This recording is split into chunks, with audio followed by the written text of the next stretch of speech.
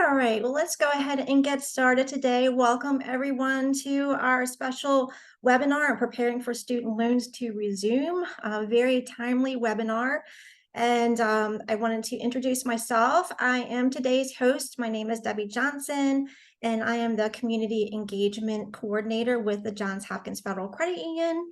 And like I said, the webinar is being recorded today. We're actually going to have the link on our website in the next couple days, so you'll be able to revisit at any time. And also the way it's going to be structured today, as you can see, we did turn on the chat. So we're going to be incorporating some Q&A at the end of the presentation, and our speaker will go over a little bit more detail on that information on how to maybe ask more additional questions in the future and who you'll be able to reach out to. But with that being said, I am honored to introduce our speaker today. Our speaker is Amber Miller, and she is the Partner Experience Manager with GreenPath Financial Wellness and lives in Philadelphia. And Amber holds the National Foundation for Credit Counseling and HUD Housing Counseling certifications, and is very energetic about financial wellness and education. And over the past year, she has become even more passionate about sharing clear info as the federal student loan situation changes rapidly. So I know you're going to get a lot of information from Amber today. And with that being said, I'm going to go ahead and hand it over to Amber. Thank you, Debbie, and good barely afternoon to everyone. Thanks so much for spending some time out of your busy day to join us for this webinar. I really am so glad to be here today to provide some clarity and hopefully some direction on what's going on with student loans and what steps you can take now to prepare for these payments to resume this fall. So like Debbie mentioned, I'm here today from an organization called GreenPath Financial Wellness, and we partner with credit unions like and including Johns Hopkins Federal Credit Union to really further our mission of empowering people to lead financially healthy lives. So we are a nationwide nonprofit organization, and we've been doing this work for 62 years now. Webinars like this are one of the ways that we do this, as well as offering free one-on-one financial counseling about topics including student loans and a variety of other financial education resources. We have a lot to cover during our time together today, so without any further delay, let's go ahead and dive right into our topic for this webinar, preparing for student loan payments to resume. So over the next 30 minutes or so, we will be talking about, first of all, the current status of federal student loans. Again, there's been a lot going on, a lot of rapid changes over the last year especially, so we're really just going to level set with where things are at right now. Then we will talk about repayment plan options and how to choose one. Then we'll wrap up by covering the steps to take now and some to take soon. So before we go any further, though, I do have a bit of a disclaimer. So first of all, the information we are covering today is predominantly relevant for federal student loans owned by the Department of Education. So this information that we're going to cover typically would not cut and dry apply to private student loans or commercially held loans. These are more case by case depending on the lender and the terms of the loans. Second, we are going to provide a lot of general information that may be true in most cases, but there may still be unique circumstances where the information that I am sharing may not be relevant. So I strongly encourage you to communicate directly with your student loan servicer for certainty about your situation, but I do hope the information I'll be sharing will equip you to have those conversations confidently. And finally, while we know a lot more for certain now than we did even just a couple of months ago, this is a developing situation and information can and may change. I'm sharing information that's up to date as of today, but please do be aware that there may be additional clarifications and updates over time. Studentaid.gov will continue to be your one-stop shop for all things student loans, all updates that are coming through the pipeline about that. So continue to check studentaid.gov for the most up-to-date, reliable information as details may continue to be clarified over time. All right, let's start out our time by just taking a quick look at what exactly is going on with student loans right now. So there has been a lot of news and a lot of back and forth about student loans over really the last 3.5 years, but especially over the last year. So I want to just make sure we're all on the same page about where things stand right now. So first of all, student loan payments are resuming this fall. During the payment pause, which started back in March 2020, interest stopped accruing on student loans, which was huge for a lot of people. This comes to an end on September 1st, which, believe it or not, is this Friday, like 2 days from now. Student loans will be resuming accruing interest based on the terms of each individual loan. Soon after that, student loan statements will start going out. This will be either in September or very early October, depending on when your first payment will be due. You will get your first billing statement at least 21 days before your payment due date. And this statement will tell you the payment amount due and what that due date will be. That due date will be sometime in October 2023. I know we have heard several times over the past couple of years that student loan payments are resuming, and then that date gets pushed back, but this is for real this time. Congress passed a law requiring these payments to resume, so student loan payments are for sure resuming and will be due starting in October. I imagine many, if not all of you, are aware of the student loan debt relief plan that was announced around this time last year. Unfortunately, this plan, which would have forgiven $10,000 or $20,000 in student loan debt for borrowers making under a certain amount of money, was blocked officially by the Supreme Court earlier this summer, and therefore this plan will not be implemented. So even if you applied for this debt relief during that window when applications were being accepted before the legal challenges shut that application down, and even if you received that notification your application was accepted, you will not see that broad $10,000 or $20,000 student loan debt forgiveness at this time. I do want to be clear here, though, this is referring to that sweeping $10,000 or $20,000 debt relief plan announced by President Biden last summer.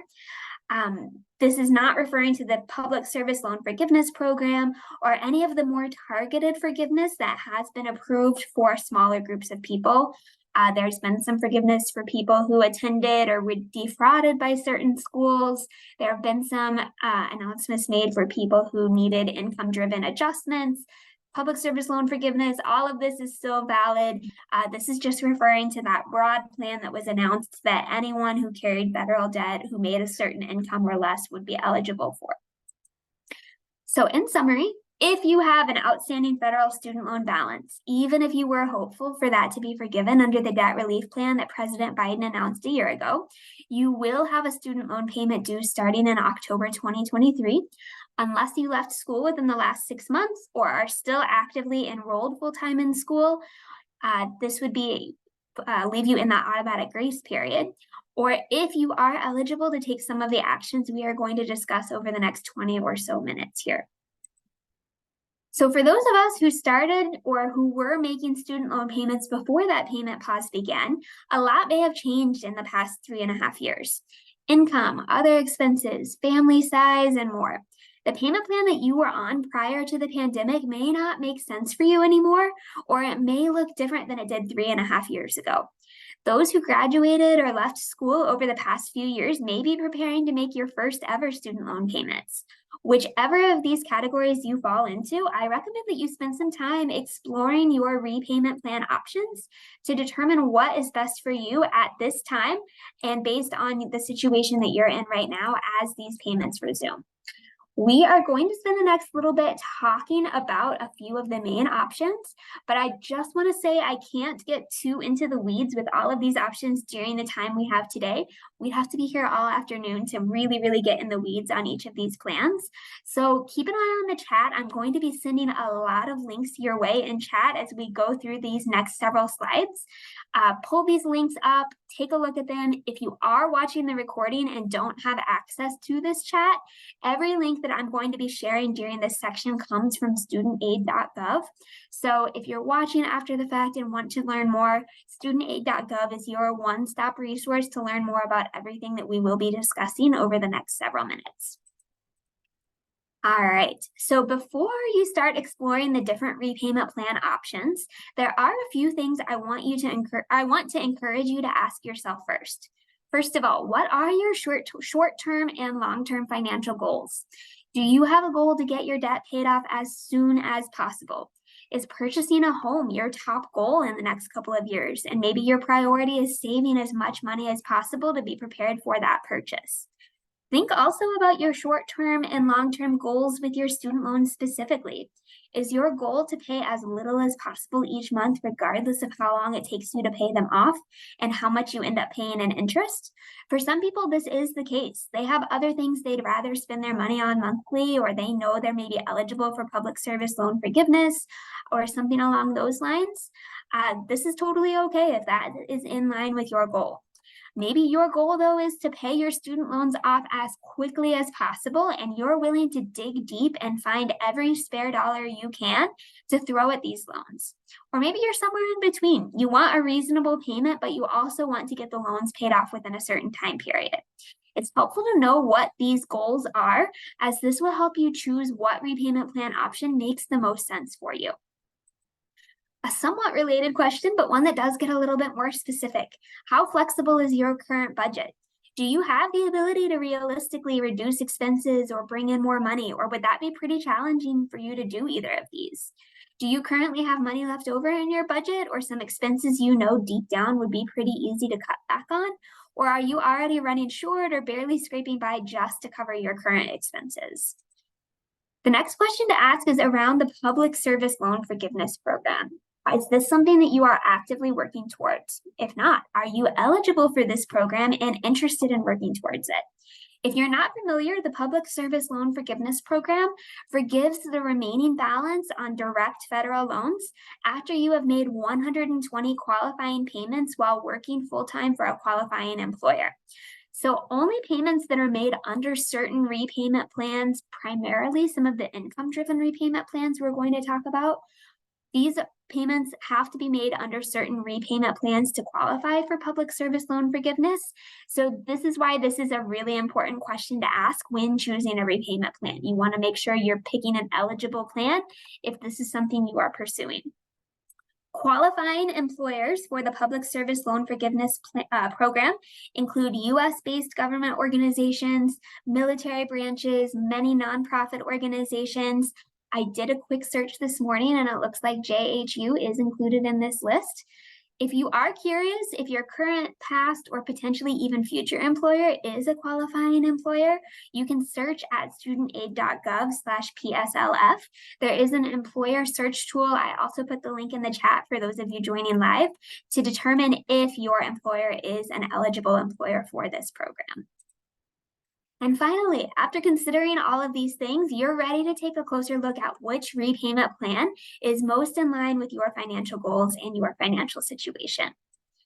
So what are these payment plan options, repayment options? Let's briefly go through them together. Again, I won't be able to dive super deep into any of these, but I will be sharing links as we go so you can learn more if one of these plans really catches your attention or seems like it may be a good fit for you. So first of all, we've got the standard repayment plan. This is the default repayment plan that you will automatically be enrolled in if you do not choose another plan.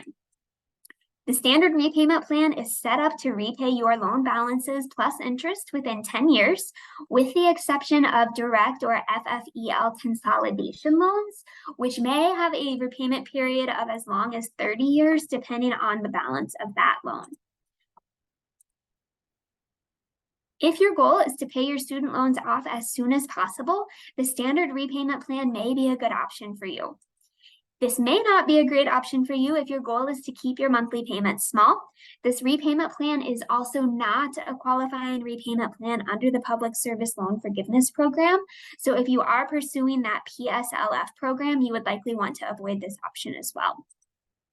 The next repayment plan is what's called the graduated repayment plan. And under this plan, you start out with a lower payment that increases over time. Usually that increase takes place every couple of years. The idea behind this is that you maybe have a lower paying job right out of school, but hopefully as time goes on, as you're repaying these loans, you will also start maybe earning more money over time as you get further into your career and can afford to maybe increase those payments over time. As with the standard repayment plan, loans are paid off within 10 years. The key difference between these two is that with the standard repayment plan, this is set up for those payments to be the same for that 10-year period. The graduated payments will likely change over time, and the lower your payment starts out at the beginning, the more increase you are likely to see by the end of that 10-year period to ensure that those loans get paid off in that time frame. If you've got the direct or FFEL consolidation loan, your repayment period may again be as long as 30 years, depending on the balance of that loan, but in general, 10 years is the time period again. This may be a good option for you if your goal is to get your loans paid in full within 10 years and you expect your income to increase pretty steadily over that time frame. Those who enroll on the graduated repayment plan do typically pay more overall than under the standard plan, however, so this may not be the best option for you if your goal is to pay as little interest as possible. This is also not typically a public service loan forgiveness eligible repayment plan either, so this may not be the right option for those pursuing that program as well. The extended repayment plan is a little bit more limited. So this plan is specifically for those who have more than $30,000 in outstanding balances on specifically direct loans. Direct loans are pretty common and they include plus loans and consolidation loans, but a key difference here is that balance requirement of at least $30,000. Payments under this plan may be either fixed or graduated, but are set up to repay that loan within 25 years. So the extended repayment plan may be a good option for those with higher loan balances who would like a bit of a lower payment than the standard or graduated repayment plan would offer by stretching that repayment period out a little longer. And if you are comfortable paying for longer and maybe paying more interest over time as well. Once again, the extended repayment plan is not a qualifying repayment plan for public service loan forgiveness. In addition to not being a great option for those who want to reduce the amount of interest they pay overall or want to pay their loans off as quickly as possible. I am going to spend a little bit more time talking about this next option because the Saving on Valuable Education, or the SAVE plan, is a brand new repayment plan that was just recently rolled out by the Department of Education. And this is also something we got a lot of advanced questions submitted about before today's webinar. So the SAVE plan replaces the former, what was known as the REPAYE, the REPAYE plan, and is for direct loans made to the student. So plus loans or consolidation loans that are made to parents are not eligible for this program at this time. This is just for loans that are in the student's name. The SAVE plan calculates your monthly payment at 10% of your discretionary income. Discretionary income is the amount of money that you make between your adjusted gross income and 225% of the U.S. Department of Health and Human Services poverty guideline. So that number is going to be different for each of us because it depends on what your adjusted gross income is and how that compares to the poverty guideline for your household size. The SAVE plan increased this from 150% to 225% under the previous REPAYE plan. So this is another win for those looking for lower payments. You are looking at more of your income that is withdrawn from this consideration because that discretionary income amount is calculated at less of your income, which is great news. Another win, this is a brand new program, so it is taking some time for all the benefits to fully take effect, but we do know that starting in July 2024, so a little less than a year from now, this will be cut in half on undergraduate loans, and payments will only be 5% of that income you make above 225% of the poverty line versus the 10% that they will start out right now. If you have undergrad and grad loans, this will be a weighted average between 5% and 10% based on the loan balances, or the original loan balances. I know this is a little confusing, but right now it will start out at 10%. Next summer, those payments will go down to just 5% of this discretionary income. So those payments actually may be lower for you next summer than they are when you start out right now. Under some repayment plans, it is possible for loan balances to actually increase even if you make every payment on time every month, because the payment is maybe not enough to cover the amount of interest charges that accumulate every month. One really cool feature of the SAVE plan is that this will not happen. 100% of remaining interest on either subsidized or unsubsidized loans will be waived if your payment under this plan is not sufficient to cover the accrued interest for that month. So for example, let's say your student loans, their interest rate, they accrue $100 of interest every month. Maybe your payment under the SAVE plan is only $75 though. As long as you make that $75 payment, that additional $25 in interest would not be charged, and your balance will not be growing $25 every month if you're just making that payment. Your balance will not really be going down if you're only paying a payment towards interest, but the good news is that it will also not be going up even when you make payments every month, which has previously been really, really frustrating for many people under other income-driven repayment plans. So this is a huge win, a really exciting feature of this plan. After paying on your undergrad loans for 20 years, any remaining balance will be forgiven through this SAVE plan, or 25 years if any of the loans were taken for grad school or professional study. It is important to note here that this amount that is forgiven may be considered taxable income, but you can discuss that with a tax professional at the time to better understand what that may look like. The same goes for the rest of the options we are going to discuss this afternoon. If a remaining balance is forgiven, it may be taxable, so please keep this in mind as we go through the next few options. There are many more cool features of this plan. We don't really have time to go into all the ins and outs of it in detail, but I put a link in the chat that does cover this in more detail. Again, some of these features will not fully go into effect until next year, but again, head over to studentaid.gov to research a little bit more in depth about the SAVE plan. This plan may be a good option for those of you who are looking for a lower payment and aren't concerned about how long you will be paying. Also, finally, the SAVE plan is an eligible repayment plan under the Public Service Loan Forgiveness Program, so this may actually be a good option for you if you are pursuing that. Someone submitted a question ahead of time today asking if there were any risks with the SAVE plan. I don't know about any risks per se, but there are definitely pros and cons like with any of these options. For example, this may not be a good option for those who want to get their loans paid off quickly and are concerned about limiting how much they want to pay overall. This is also not a good plan for those with parent loans, as those again are not eligible for this plan. A few questions that we also got ahead of time about this. One person was asking what the SAVE plan can offer them based on their income. Head over to the studentaid.gov loan simulator, which we are going to talk about in a little bit more detail to find this out. There are different moving pieces in addition to income, including household size, loan balances that will be used to calculate what that would look like for you under this plan. So studentaid.gov is your best resource to get the numbers on what this would look like for you specifically. In addition to the SAVE plan, the next few options that I'm going to cover all fall under the bucket of income-driven repayment plans.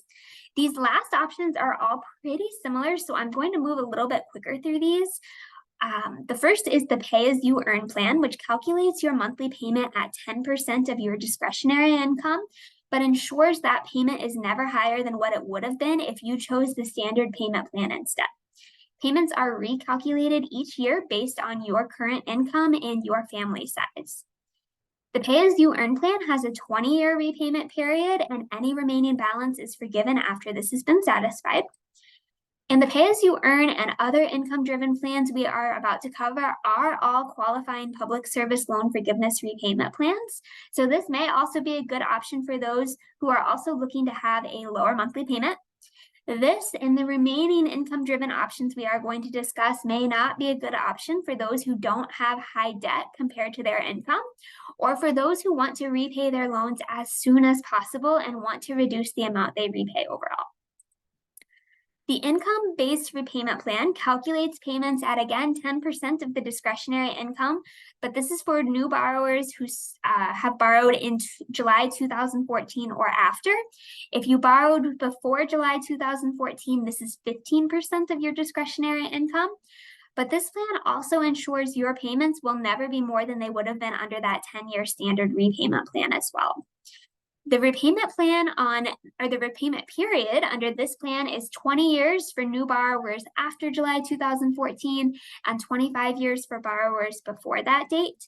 Any remaining balance is also forgiven at the end of this repayment period, but also may again be considered taxable income. Final option I want to touch on briefly today is income contingent repayment. This is similar to income-based repayment, but a main difference is that the payments are a higher amount of your discretionary income. Income contingent is 20% of that amount, or the amount you would pay with fixed payments over 12 years with an adjustment made according to your income. The payment would be whichever of those two amounts is less. The income contingent repayment plan has a 25-year repayment period, after which any remaining amount is, you guessed it, forgiven and potentially taxable income. One thing here to note, if you have parent loans like Parent Plus, this is currently the only available income-driven repayment plan option available if you consolidate these Parent Plus loans into a direct consolidation loan. So this would need to be done through the federal direct consolidation loan program. This is something your servicer could help you out with, but this is, again, the only income-driven repayment plan option for those with Parent Plus loans. All right, that was a lot of info. Thank you for hanging with me through that. Again, please do check out studentaid.gov to learn more about these different repayment plans and compare and contrast the repayment plans you may be eligible for. Before we wrap up today, I'm going to share a tool that's available on that site that makes this quick and easy. But what if you're thinking, Amber, I just know that no matter what that tool tells me my payment is going to be, I can't make it. I'm already running short each month. I'm struggling just to keep my basic expenses afloat. The thought of adding any student loan payment in the mix is keeping me up at night. If there is one thing I want you to know, it is that, first of all, you are not alone. There are a lot of people feeling that anxiety, feeling that pressure. And second, you have options. So it is imperative, however, that you communicate with your servicer to find the option that is right for you and get it officially in place. Please, please, please, please do not ignore your student loans or let them fall behind because you cannot make a payment. The first step would be to explore the repayment plan options we just covered using the loan simulator.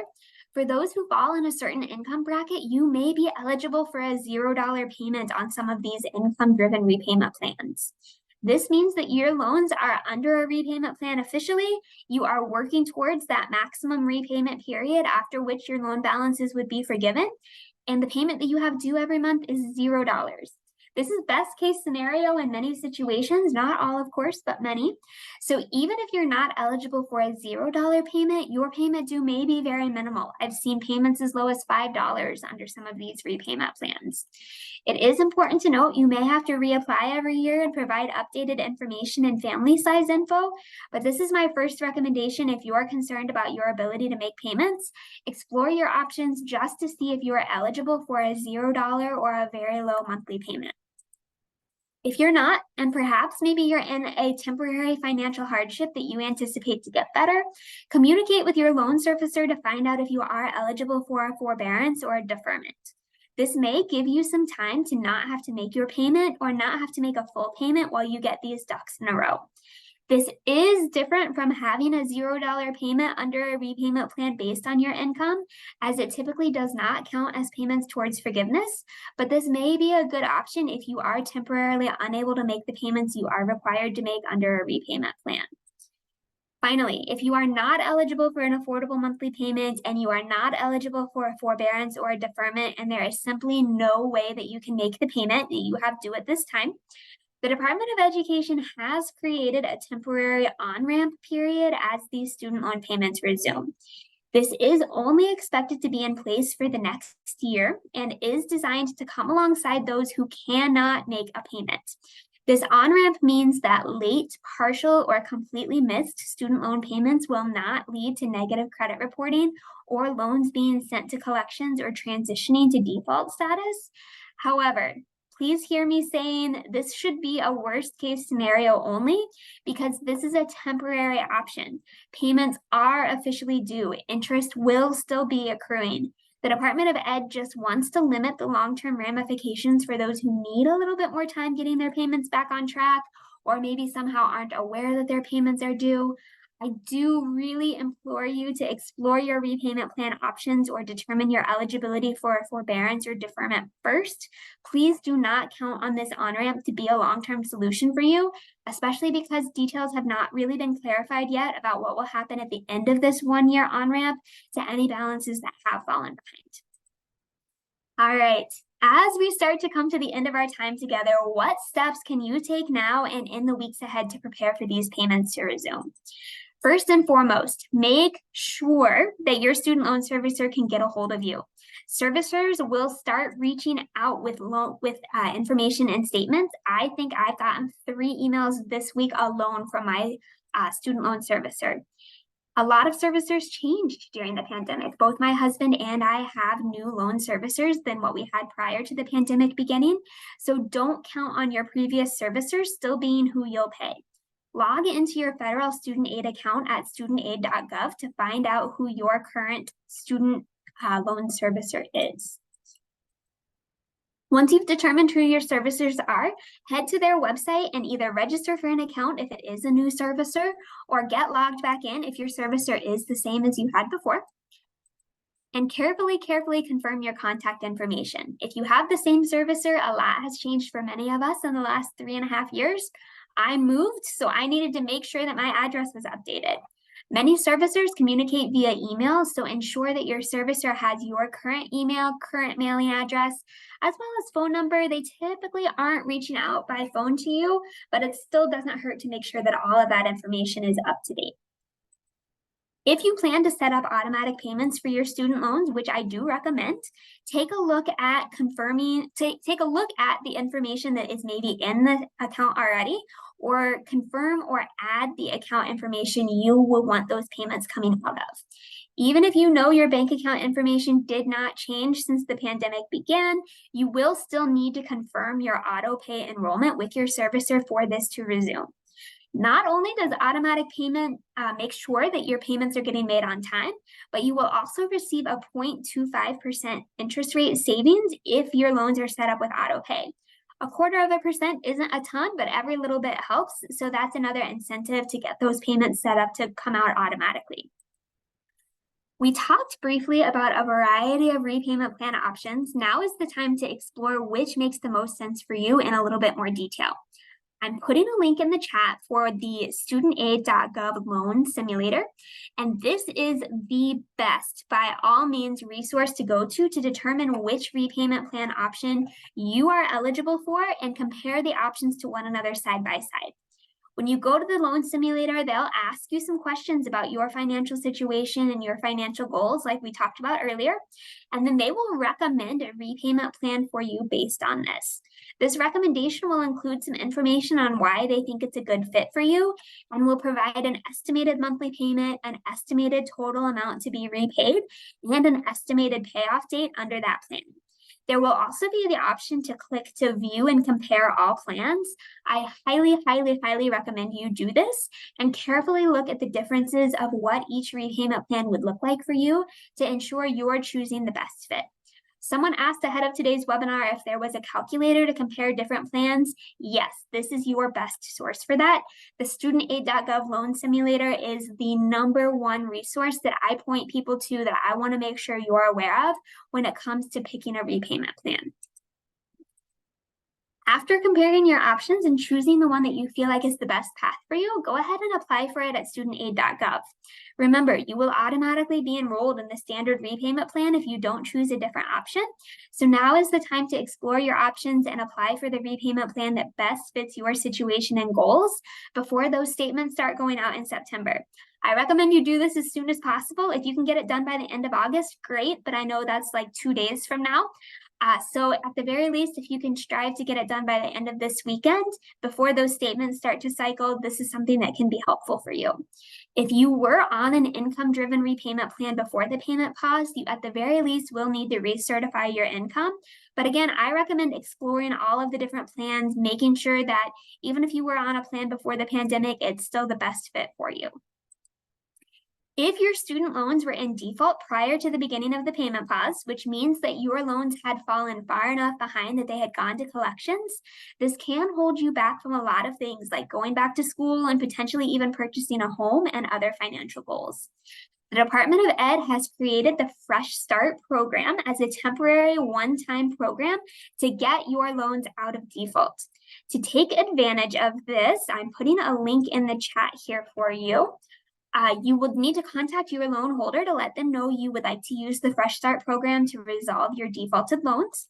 Those loans will then be transferred to a loan servicer, at which point the defaulted loan will return to in repayment status, and the default record will be removed from your credit report.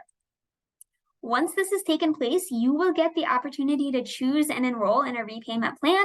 You can use the loan simulator we discussed a few minutes ago to compare your options and choose the best plan for you. And then you'll start making those payments, but you will want to prioritize keeping this loan current moving forward, as this program is a one-time option. If you are concerned about your ability to make payments, you will need to follow the steps we discussed before to explore your options with the servicer for a reduced or temporarily paused payment. This is a huge opportunity for those who have loans in default. Please connect with your loan holder to learn more and take action to get these defaulted loans resolved and move forward. Someone actually submitted a question ahead of time about defaulted Perkins loans. My understanding is that as long as they are held by the Department of Ed versus being held by the school, it should be eligible for this Fresh Start program. So highly, highly encourage the person who had that question and anyone else who maybe has loans in default to click that link in the chat, head over to studentaid.gov to learn more about the Fresh Start program and start communicating with your loan holder to get this ball rolling here to get that loan out of default. All right, once you have an estimated payment amount for either regular repayment or under the Fresh Start payment, it's time to look at your budget and determine if this payment fits in as things currently stand. If not, it's time to explore what changes you can make to fit this student loan payment in. To make sure you don't need to make additional budget changes, commit now to transfer the amount your student loan payment will be starting in October to savings in September. This will give you a practice run on having this money come out while also helping you get a little bit of a cushion in savings. And then this gives you the opportunity to make further changes to your budget as needed before that payment is officially due in October. And finally, my homework for you is to call GreenPath within the next 48 hours. It's free, it's confidential, it's judgment-free. We are a nonprofit organization. We're not here to sell you on anything or make money off of you. GreenPath is really here to specialize in helping people understand the options that make the most sense for them to make an educated and empowered decision on what's best for their situation and goals. I know we just walked through the different repayment plans for student loans and how to determine which is right for you at studentaid.gov. But for many of us, this is not the end of the stress, right? Once you see that monthly payment dollar amount, you may be feeling more stressed. Student loans are one piece of your financial puzzle, and sometimes there are other areas that you maybe have some wiggle room on that you didn't even know about that can make that student loan piece fit into your puzzle a little bit more smoothly. If you've never had a budget and you truly have no idea if you can comfortably afford that student loan payment, call us. We can help you create a budget and figure that out. If you do have a budget and you know there's no way that payment is going to fit in there, call us. We can help you explore other options outside of your student loans that may be available to help it fit together and work. Do you have maybe credit cards or loans that you're paying on, maybe with high interest rates and high monthly payments that are taking a big bite out of the money that you could really stand to free up to be able to make those student loan payments? Let's talk about options that can maybe reduce the amount you have to pay towards credit cards while still getting that debt paid off in full, still making payments to the creditors every month, building that positive payment history. Lots of options here that you may be eligible for that you maybe have never even heard of that can be a good fit to help you make this student loan payment a little bit more doable in your budget. So if you would like to talk to GreenPath, you can reach out to speak with a financial wellness expert at 877-337-3399. Let us know you were referred by Johns Hopkins FCU when you touch base with us. If there's one thing that we hear over and over again here at GreenPath, it is, I only wish I would have called sooner. I want you to have a budget you can feel confident in. I want you to have an action plan with clear steps you know are realistic towards reaching your goals. I want you to sleep well tonight, knowing that you can resume those student loan payments in October without having to maybe make some really difficult decisions or derail your entire budget or give up on any of your other financial goals. I want you to also be able to dream about other things that may feel impossible, like getting credit card debt paid off. All of this is possible, and GreenPath is here to come alongside of you and illuminate the way. All right, I put a bunch of links in chat. Again, please feel free to grab those links, take a closer look at all of these resources. I do want to spend the last few minutes answering the questions that you have. I want to specify I can answer general questions. If you have specific questions about your unique situation, please give us a call. I want you to get the best guidance possible, and there are so many moving pieces coming into play with a situation like this. It's free, it's confidential. Use the student aid resources that we talked about. And if you want to talk further, give us a call. That phone number, I do see that coming through the chat here. Let me throw that in there in the chat again, 877-337-3399. If you've got questions, I have seen a couple come through, but one question that did come in advance that I don't think I've answered yet was for someone who is starting their second year of their master's program, and they want to know how to start making this future financial burden a little bit more manageable starting now while they are still in school. My number one recommendation for this would be to start making budget adjustments now so that you can ease into a budget that allows this future payment to be more manageable. If you can start slowly cutting back or finding ways to bring in more income as if you were preparing to have a payment in your current budget, this is something that will make it easier to ease into having that payment when it does come due. Hopefully, you'll see a pay increase after you complete that degree, but it's best to start preparing now as if you won't. Then if you do get that pay bump, that's even more money that's available to put towards whatever those financial goals are, whether it's getting these loans paid off quicker or whether it's something else. I would also just encourage you to be really strategic in what additional loans you take out. I know the temptation can be to kind of kick that can down the road a little bit when you get maybe student loan offers for more than you need. This is something that can be helpful for some situations, but if it sounds like your goal is to make this debt as manageable as possible for the future after you graduate, striving to really limit the amount of debt that you take on is probably, another top tip that I would have for you in regards to how to manage those future debt obligations a little bit more smoothly. I am going to start scrolling through the chat here to pull out any additional questions that have come in. If you do have another question, please do chat that in. Let's see here. All right. Are there any payment relief programs for government contractors who don't work for nonprofits? Take a look at that public service loan forgiveness employer search tool. My understanding is that typically contractors maybe aren't eligible, but there are some situations depending on who the actual employer themselves is. So use that search tool. That'll let you know if that's something that you might be eligible for. How easy is it to switch payment plans? Pretty darn easy. This is something that I actually just went through myself. I was on an income-driven plan before the pandemic. I went in, I used the loan simulator. I figured out that there was a different plan that made more sense for me now than what I was on previously. 5 minutes, had that application submitted, and within a couple of weeks, I got confirmation from my servicer that I had been switched over to this new plan. So it's probably not something that you want to be switching back and forth between significantly or regularly, but this is something that is pretty easy to switch between. What is the deadline to select a plan if you don't want the default? So the only reason that you would go into default is if you don't make a plan, period. So if you don't select a repayment plan, you'll automatically be enrolled into that standard repayment plan.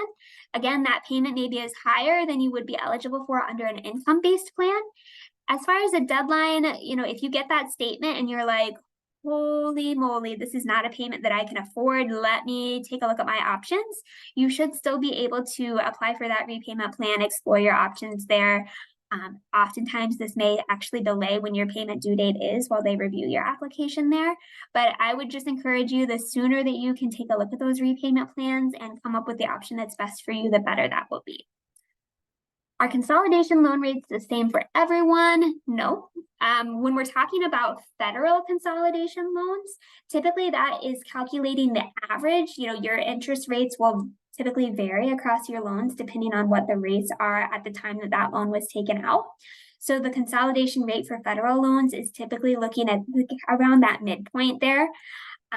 So to answer that question, no, they are not the same for everyone. It depends on a lot of different moving pieces. If you are applying for a private consolidation loan, it's going to be looking at different underwriting factors to determine what that rate would be typically as well. How long after you apply for a repayment plan can you expect an approval or denial? Fairly quickly. I heard from my servicer within a couple of weeks when I did this just last month. I went through this process myself. I imagine that it may slow down slightly as I envision a lot of people are going to be going through this process over the next month as these statements come due. But your servicer will stay in communication with you. They will let you know when that payment will be due. They'll let you know what's going on. And again, if they're still reviewing your application, typically you're not going to have a payment coming due until that has been decided on. GreenPath phone number again, please put that in the chat. That's all the questions I see. Anyone else have anything else I can answer for you before I let you get back to your day?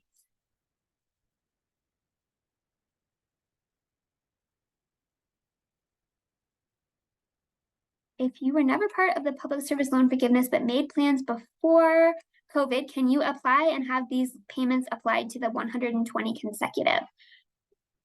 Potentially. There's been a lot of changes and a lot of back and forth on the public service loan forgiveness program over the last year because it was a program that flat out wasn't working how it was intended to. So the Department of Education has been saying, hold on, we need to make some changes here. This is not great. So you reach out to your servicer, use the studentaid.gov tool, see if this is something that you can apply for and have those payments applied if you were working for that qualifying employer. There was a limited waiver in effect last year that has expired, but there are some rumors that some of those provisions that were made under that may be coming into play permanently. So it's absolutely worth taking a look at. Again, the specifics of your situation will dictate whether or not you're eligible for that, but absolutely worth taking a look at. How long after a denial can you reapply? If you're referring to a repayment plan, it's not necessarily that you would be denied. It's just a matter of eligibility. So if you are not eligible for a certain repayment plan, the studentaid.gov simulator should let you know that ahead of time. So if you're seeing a repayment plan option, really what you're waiting for is confirmation of the exact payment amount. It's usually giving you a rough estimate. That estimate is pretty accurate, but you're really just waiting on a confirmation that this repayment plan is active. The servicer has done their paperwork to get you switched over, and this is exactly what your payment will be and when it will be. So it's not really an application necessarily that would be like an approval or a denial. If you see this repayment plan as one you're eligible for when you go through that loan simulator, you don't have to worry about being denied. It's just a matter of confirming the details. All right, let's see here. I see someone who's been very frustrated with the confusing information that has been coming. 1,000,000% agree. I have spent hours and hours and hours on studentaid.gov over the last year. And just when I think I figure things out, it changes. So I really commend the Department of Education for the work that they are doing to really try and streamline and clarify things. It's not easy work, and there has been a lot of changes, and it has felt a little bit like whiplash over the last few years, but the last year especially. But I think we're getting to a spot now where things are a little bit more clear, things are a little bit more streamlined. I see the rest of this question. This person is also concerned about the higher income she made this last 2 years. Any suggestion? Take a look at those repayment plan options. It asks you, if I remember correctly, when you're going through the simulator, if you expect changes to your income. So it sounds like maybe the last 2 years are an anomaly and maybe that income won't be as high this year. That'll walk you through that when you're going through those repayment plan comparisons. So that's my suggestion. Use the studentaid.gov loan simulator. Let it know that you expect that income to be different, and it should walk you through what your options are with it. Any other questions? My spouse and I have successfully used a GreenPath program. Is GreenPath a potential servicer to switch to for student loans? So no, GreenPath is not a loan servicer. We're here to help you understand your options, explore those, come up with a plan moving forward, but we're not a lender. So we would not be a servicer to switch to for student loans. All right, I think that's all the questions I have so far. If anyone else has anything to throw in, please do get that in the chat. But otherwise, Debbie, I'm going to send it back to you. Yes, thank you, Amber. This is such a complex process, and I think you've helped us all kind of narrow it down to more digestible, bite-sized pieces. So I really appreciate you coming and speaking to us today. And like Amber said, GreenPath Financial Wellness is a wonderful, wonderful credit union partner. So if you don't know anything about GreenPath, I definitely challenge you guys to go on their website. We have a co-branded site on our website as well, and speak to them. I've used them in the past as well. So they're very much credit union member advocates. So with that being said, I don't think we have any more questions. Have a wonderful, wonderful day. And please reach out to us if you have any further questions. Thank you so Thank you. much. Thank you, everyone.